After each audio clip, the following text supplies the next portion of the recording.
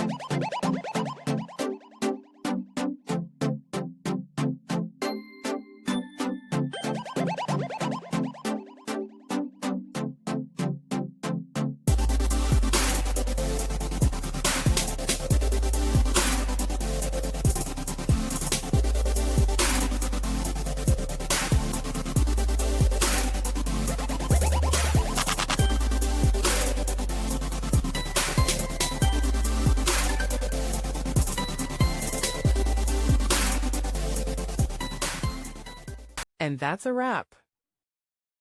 I hope you found the answer you were looking for.